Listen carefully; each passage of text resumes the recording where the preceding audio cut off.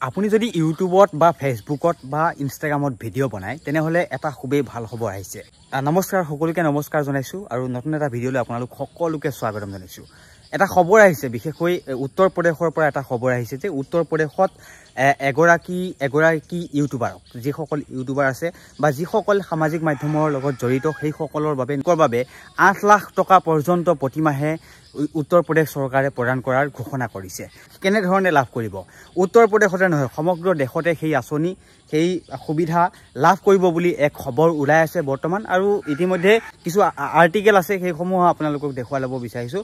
আৰু এয়া দেখিছে, উত্তৰ প্ৰদেশ চৰকাৰে ইতিমধ্যে যিসকল ইউটিউবাৰ আছে, যিসকল ফেসবুকাৰ আছে, যিসকলে ৰীল প্ৰস্তুত কৰে, যিসকল আচলতে সামাজিক মাধ্যমৰ লগত ওতঃপ্ৰোতভাৱে জড়িত, তেওঁলোকৰ বাবে 8 লাখ টকা মাহত 8 লাখ টকা পৰ্যন্ত দিব উত্তৰ প্ৰদেশ চৰকাৰে। আৰু কিয় দিব উত্তৰ প্ৰদেশ চৰকাৰে একোটা ইউটিউবাৰক কেলে দিব 8 লাখ টকা পৰ্যন্ত মাহত, সেই কথাও আপোনালোকক জনাম যে চৰকাৰ ৰিলেটেড যিসমূহ আঁচনি আছে, ধন জন যোজনা, চৰকাৰ উত্তৰ প্ৰদেশত যিসমূহ আঁচনি আছে, হৰ ঘৰ জল, সেনেকুৱা ধৰণৰ কিছুমান আঁচনি আছে, চৰকাৰী আঁচনি, সেইসমূহ চৰকাৰী আঁচনি স্পনচাৰশ্বিপ হিচাপে তেওঁলোকৰ ইউটিউব চেনেলত দেখুৱাব লাগিব। বা যিসমূহ স্পনচাৰশ্বিপ কৰে প্ৰাইভেট, যিসমূহ ইউটিউবাৰসকলে প্ৰাইভেটত যেনেধৰণৰ বিজ্ঞাপন কৰে, সেই বিজ্ঞাপনসমূহ যদি চৰকাৰী হয়, চৰকাৰী যদি বিজ্ঞাপন দিব, চৰকাৰী বিজ্ঞাপন আপুনি আপোনাৰ চেনেলত দেখুৱাব লাগিব।